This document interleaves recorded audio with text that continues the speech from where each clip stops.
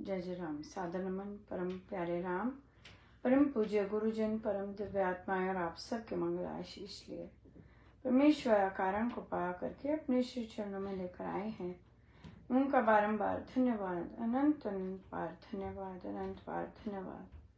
गुरुजनों के कारण कृपा से वे हमें इस समय मन के रूपांतरण में लेकर आते हैं। उनका बहुत बहुत धन्यवाद, अनंत बार धन्यवाद, अनंत बार धन्यवाद।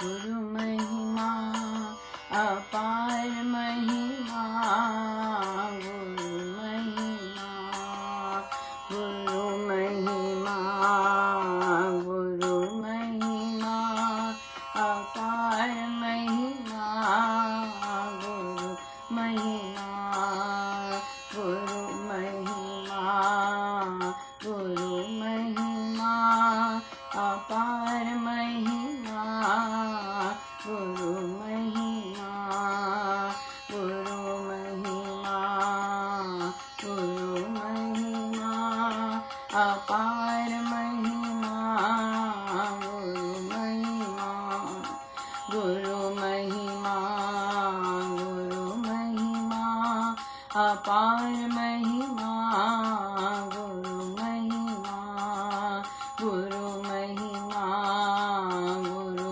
महिमा अपार महिमा, गुरु महिमा, गुरु महिमा, गुरु महिमा अपार महिमा, गुरु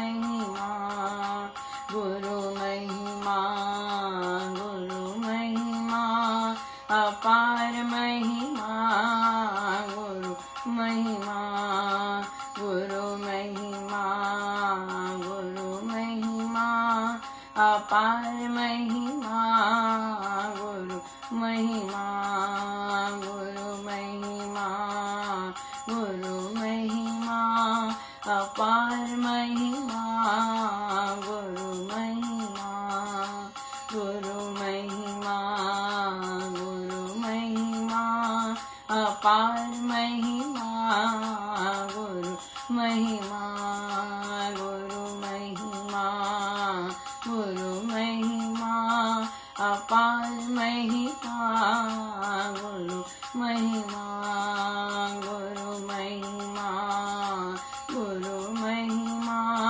अपार महिमा, गुरु महिमा, गुरु महिमा, गुरु महिमा अपार महिमा, गुरु महिमा, गुरु महिमा, गुरु महिमा अपार महिमा, गुरु महिमा, गुरु महिमा, गुरु महिमा अपार महिमा, गुरु महिमा, गुरु महिमा, गुरु महिमा अपार महिमा,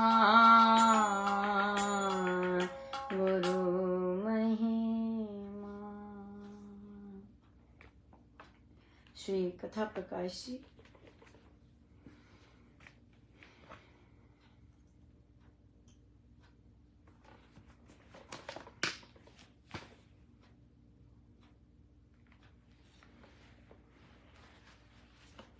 पृष्ठ 515 हम पृष्ठ के बीच में से लेंगे और हमारा चल रहा है प्रायश्चित।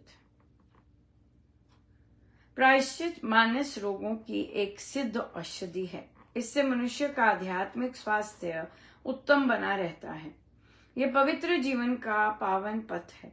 अपने व्रतों को भंग कर देना तथा मर्यादा को लांघ जाना अतिक्रम कहा जाता है। विपरीत कर्म करना व्यतिक्रम कहता है। इन दोनों दोषों को दूर करने का उपाय प्रायश्चित ही है।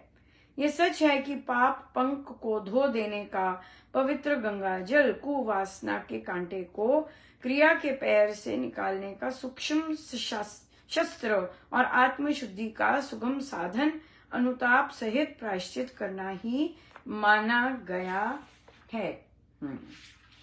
सो यहाँ पर महाराज ने मानस रोगों की एक सिद्ध औषधि है प्रायश्चित। और प्रायश्चित बहुत ज्यादा इम्पोर्टेंट आ जाते हैं। मानस रोग बहुत इम्पोर्टेंट है क्योंकि, और तभी वहां से महाराज ने कहा कि इससे मनुष्य का आध्यात्मिक स्वास्थ्य उत्तम बना रहता है। हम देखेंगे महाराज भी इस बात की बहुत ज्यादा चर्चा करते हैं कि हम लोग अपनी बॉडी के लिए, जैसे अगर हमें किसी को शुगर है या हार्ट है या तो डॉक्टर्स अगर व्यायाम रिकमेंड करते हैं, तो हमने देखा है कि बहुत लोग आजकल सुबह उठ के योगा कर रहे हैं, ये कर रहे हैं, प्राणायाम करते हैं, ये सब करते हैं, लेकिन मानस रोगों के लिए कुछ नहीं करते। आप वॉक करेंगे, आप जिम जाएंगे, आपकी सारी बॉडी के लिए बहुत बहुत फोकस हो रहे होते हैं, लेकिन मानस रोगों पर नहीं जाते, नहीं पहुंच पाते।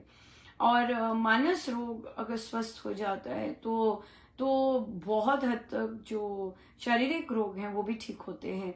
और मानस रोग अगर ठीक होता है तो जिंदगी बहुत हल्की फुल्की भी महसूस होती है, बहुत चेंजेस आते हैं।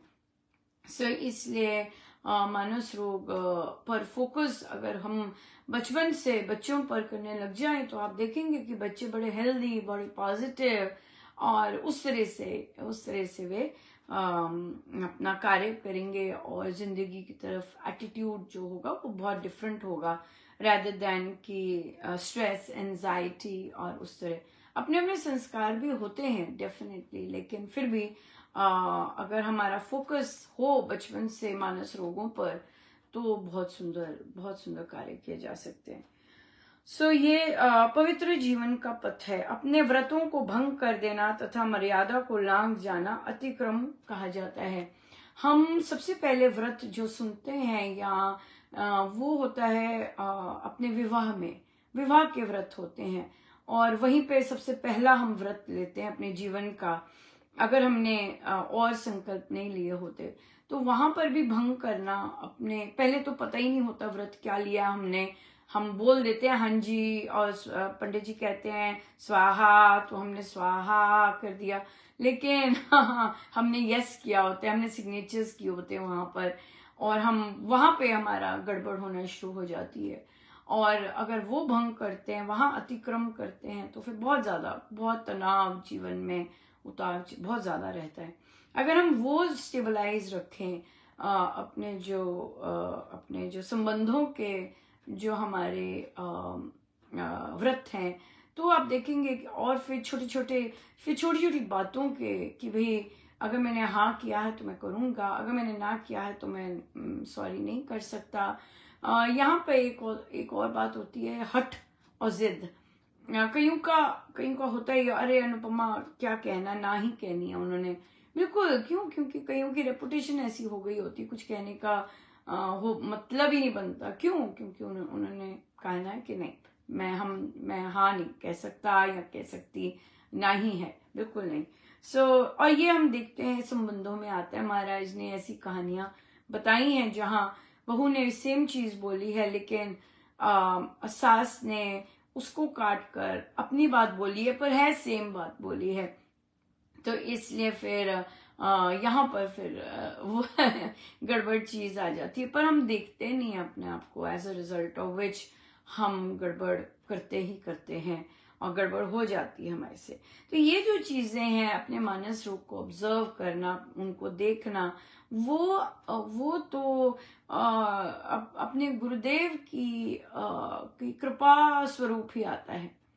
क्योंकि उनकी कृपा से ही गांठें धुलती हैं और फिर हम पर कृपा होती है कि हम अपने आप को देख सकें, हम अपने आप को देख कर वहाँ इवेल्युएट कर सकें और देख सकें, पहचान सकें कि मुझसे आज गड़बड़ हुई है, या शायद में ये रास्ता ठीक नहीं है, या इस तरह से ऐसे इस तरह से। लेकिन हम क्योंकि हम गुरुदेव के आदेशों पे नहीं चलते हैं, सो इसलिए हमें पता नहीं चलता कि मुझसे गड़बड़ हुई है कि नहीं हुई। हम बहुत बार सही चीज को भी गड़बड़ चीज बोल देते हैं, सो ये चीज आ जाती है। अब यहाँ पर इन्होंने कहा कि हाँ, और विपरीत कर्म करना व्यतिक्रम है, तो इन दोनों दोषों को दूर करने का उपाय प्रायश्चित ही है। और पाप पंख को धोकर वासना के कांटे को क्रिया के पैर से निकालने का सूक्ष्म शस्त्र और आत्मशुद्धि का सुगम साधन है। यहाँ पे प्रश्न आया एक बार कि अभी कोई कथा करके ही आए, बड़े अच्छी कथा की, कहते मैंने बहुत अच्छा से उस पे भाग लिया ये है। तो कहते मैंने कि क्या अमृतवाणी जी का पाठ या जो भी हम पाठ करते हैं, क्या हमें स्वच्छ कपड़े पहनकर नहा धोकर बिल्कुल स्वच्छ होके करना चाहिए? देखिए, ऐसी कोई रीति स्वामी जी महाराज ने नहीं बनाई। और फिर लेकिन हाँ, साफ सुथरे तो डेफिनेटली साधना का एक बहुत बहुत ही महत्वपूर्ण अंग है कि हम अपने आप को स्वच्छ रखें, अपने आसपास को भी स्वच्छ रखें। जैसे कि अगर कपड़े धुल गए हैं, ये मैंने कहीं और सुना था, मैं बस ऐड इन कर रही हूँ कि अगर कपड़े फोल्ड करके नहीं रखे होते तो वो भी एक नेगेटिव एनर्जी का स्रोत है। अगर घर में हम चेंज नहीं करते, बेड कवर्स बहुत महीने महीने पड़े रहते हैं, तो वो भी एक नेगेटिविटी का साइन होता है। और तो क्या होता है कि जब आप जाप पाठ करने लगते हैं, आपका मन डेफिनेटली होता है कि मैं साफ सुथरा करूं, और जब आप करते भी हैं तो बहुत अंदर से मन प्रफुल्लित भी होता है, आनंद भी होता है, हल्का फुल्का रखते हैं, जो चीजें नहीं चाहिए उसे बाहर करते हैं, हल्का फुल्का जीते हैं, तो बहुत बहुत आनंद आता है, अच्छा लगता है। और ये साधना का साइन ही होता है कि हमारा मन कर रहा है हल्का फुल्का रहने के लिए। पूरा 20-20 साल की बेड कवर्स पड़े हैं, अब वो नहीं यूज करते तो उन्हें बाय बाय करो, तो और हल्की हो जाए वो कैबिनेट, अलमारियां हल्की हो, ट्रंक हल्के हो, ये सब चीजें साधना से मन करता है कि नहीं, हमें कुछ संचित नहीं करना, इस तरह से हल्का फुल्का रहना है और बाहर करें। तो ये सुंदर साइंस होते हैं। लेकिन उसके बहुत ज्यादा वो हो जाना, ओ मैं तो ये कर ही नहीं सकती क्योंकि मैंने अभी स्नान नहीं किया, मैं तो ये हाथ ही नहीं लगा सकती। मैंने, जैसे हमारे पास एक साधिका जी थी, वे सुबह वो कर ही नहीं सकती थी पाठ जब तक सारा मंदिर ना धोती। अब सारा मंदिर धोना सुबह के सुबह, और कहते फिर सब परेशान भी होते, वो फिर पोछा लगा, पानी वो करके, वो सबके अलग अलग तरह के हैं सफाई करने के, वो हर रोज धोते। कहा भाई ये तो अब गड़बड़ हो गई, क्योंकि अब आपको अगर 4 बजे उठना है और अगर आपने जाप करना है तो आप ये सब करेंगे तो बाकी लोग तो होंगे परेशान। और फिर कहते हाँ होते हैं। आप कहते मन की शुचिता के लिए हम सुबह उठते हैं कि मन हमारा धुले अच्छे से, उसको स्नान करवाएं। लेकिन अगर हम इन्हीं चीजों में लग गए, फिर कहते तो उन्होंने कहा कि फिर मैं तो, मुझसे तो होगा नहीं सुबह, फिर मैं बैठ नहीं पाऊंगी। तो फिर उन्होंने कहा कि आप रात को सफाई कर लिया कीजिए, रात को सफाई कर लेंगे तो फिर सुबह आराम से बैठ पाएंगे कि मैंने सफाई कर ली है, रात को ही करके सोई हूं मैं, ये ऐसे कर सकते हैं। तो उनका फाइनली ये चीज हट गई। और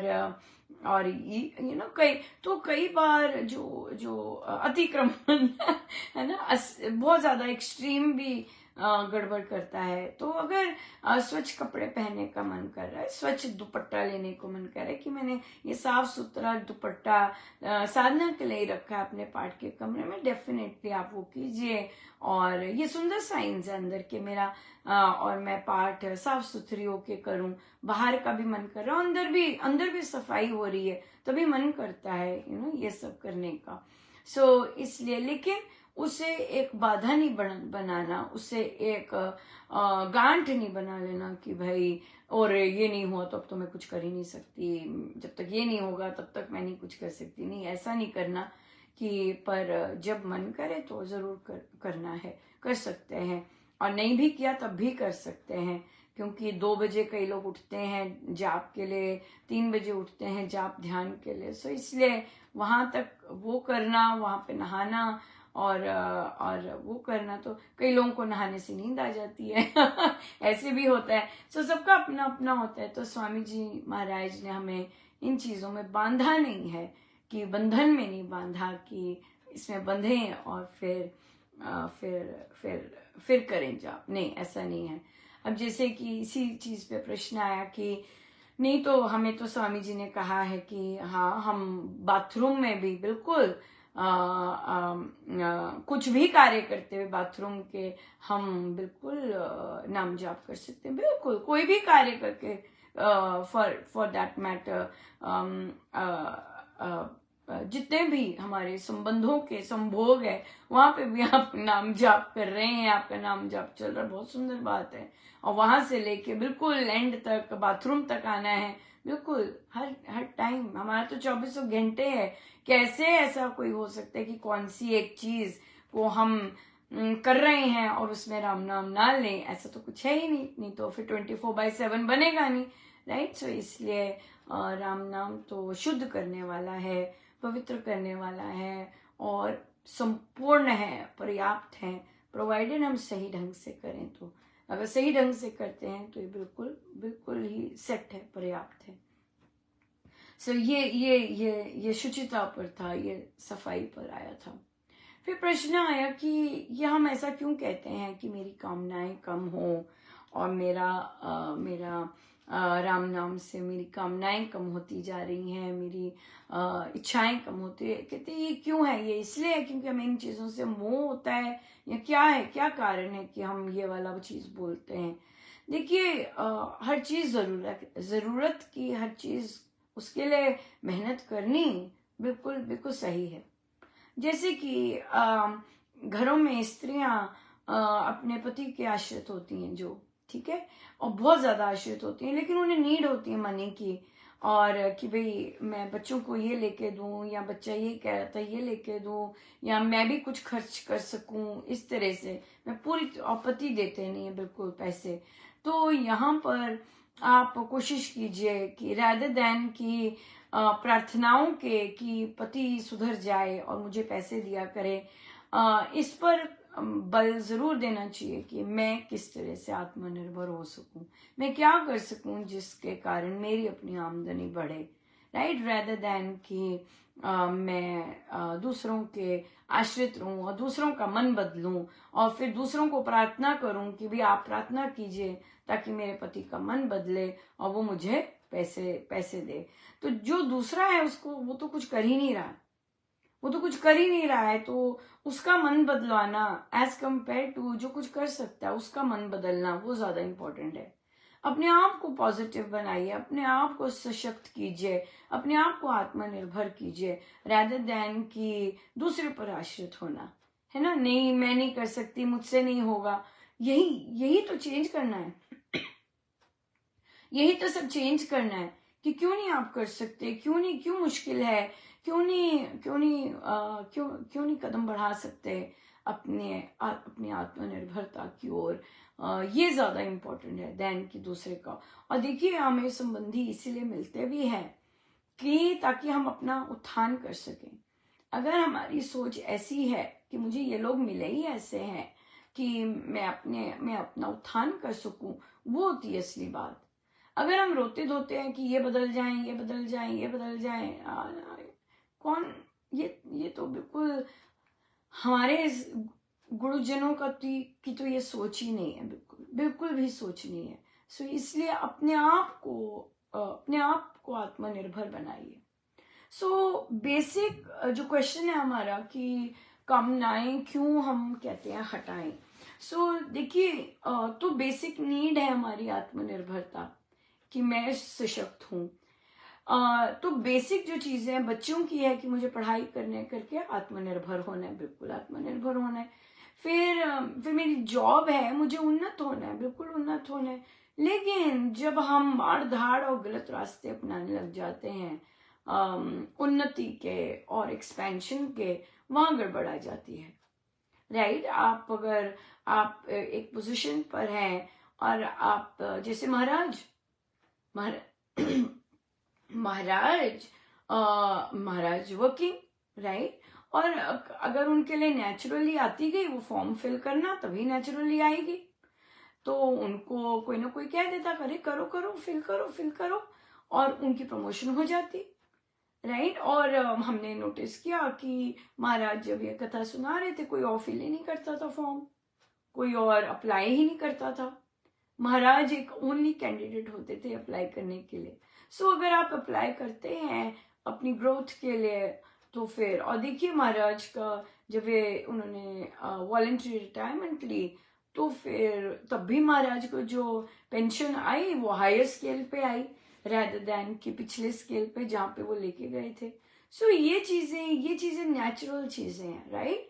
और उनके लिए आदमी क्यों नहीं मेहनत करता, लेकिन ये बहुत इम्पोर्टेंट है कि हम गलत तरह से नहीं जाएं आगे। जो सही कार्य है हम सही कार्य के लिए करें आगे, हमारे अंदर लालच ना हो। अच्छा, लेट्स से अब लालच हो गया हाँ, आ गया हमारा, कामनाएं बहुत होगी, ये भी हो, ऐसी गाड़ी हो, ये गाड़ी चेंज करनी है, ये घर अपना लेना है, और नहीं ये वाला घर नहीं, बड़ा घर लेना है, ये वाली गाड़ी नहीं, बड़ी ये वाली गाड़ी लेनी है, बड़ी इच्छा है गाड़ी लेनी। अब क्या है कि जब हम ऐसी कामनाएं करते हैं तो शांति नहीं होती, वो इच्छा बनी रहती है, वो शांति नहीं होती। तो चाहे संबंधों का है, हाँ अपना पति जैसा है, लेकिन दूसरों को देखा वो कैसा कर रहा है, वो कैसे कर रहा है, तो दूसरों को देख के जो हमारी डिजायर बन जाती है वो हमें शांति नहीं लेने देगी। और ये जो कामना है, फिर उस कामना पूर्ति के लिए हमारा फिर अगला जन्म बिल्कुल बिल्कुल पक्का हो जाएगा। क्यों? क्योंकि वो चाहत रह गई है, वो बीज रह गई है कामना का, वो हुआ नहीं पूरा। तो उस पूरा करने के लिए अगले जन्म में आएंगे, शांति नहीं मिलेगी। तो अगर शांति चाहिए जीवन में, तो कामनाओं का एक बेसिक चीज ठीक है, क्योंकि वो भाई भोजन भी करना है ना, उसके लिए कमाई भी करनी है, तो ये हो जाए तो इसलिए बेसिक चीज, अगर घर है, छत है, कपड़े हैं, है ना, सुबह उठ रहे हैं, नाम जाप कर रहे हैं, तो धन्यवाद करें, बिल्कुल धन्यवाद करें। और जब हम ऐसी सोच के साथ होते हैं कि भी देखो घर पे सिर के ऊपर छत है और मुझे भोजन मिल रहा है खाने को, मुझे ये, पर होता नहीं ऐसे, है ना, होता नहीं, क्योंकि माई डिजायर्स वो होने नहीं देती, शांत करने नहीं देती। सो इसलिए शांति नहीं होती, कामनाओं में शांति नहीं होती, उसका अंत भी नहीं होता। अपने लिए होगी, अपने बच्चों के लिए होगी, बच्चों के संबंधियों के लिए होगी, बच्चों के लिए होगी, उसका अंत ही नहीं है। सो अगर शांति चाहिए जो कि परमेश्वर है, उसके लिए तो उसके लिए जो अपनी डिजायर्स हैं, वो राम नाम से, प्रीति से, जितना प्रभु से प्यार होगा उतना ही राम नाम से जो डिजायर्स हैं वो थमती हैं। ये बहुत सुंदर बात है। अपने आप को दबाना नहीं पड़ता, अपने आप को कंट्रोल, जो बात है वैसी करनी नहीं पड़ती। राम नाम से अपने आप सब बहुत सुंदर शांत होता है। उनसे प्रीति, जैसे जैसे प्रभु से प्रीति बढ़ती है, वैसे वैसे जो कामनाएं हैं बिल्कुल शांत हो जाती है, बिल्कुल शांत हो जाती हैं। इतनी भारी भरकम है प्रभु का नाम और उनकी प्रीति। ये बहुत सुंदर साइन है प्रभु की प्रीति से, कि हम राम नाम जितना हम प्रभु से विनती करते हैं, ये विनती से ही होता है। राम नाम से मुझ में प्रभु के प्रति प्रीति बढ़ती ही जा रही है ना, क्योंकि प्रभु प्रेम स्वरूप है, प्रीति स्वरूप है। और या फिर हे प्रभु, मेरे हृदय में अपना अविरल प्रेम भर दीजिए, ऐसा प्रेम जो ऐसा ना हो, कभी तो बढ़ रहा है कभी घट रहा है, पर ऐसा प्रेम जो सदा सदा बाहर रहे, है ना। इस तरह। सो बहुत बहुत धन्यवाद गुरुजनों का, अनंत अनंत बार धन्यवाद, अनंत बार धन्यवाद। आइए हम सीधे होके बैठे।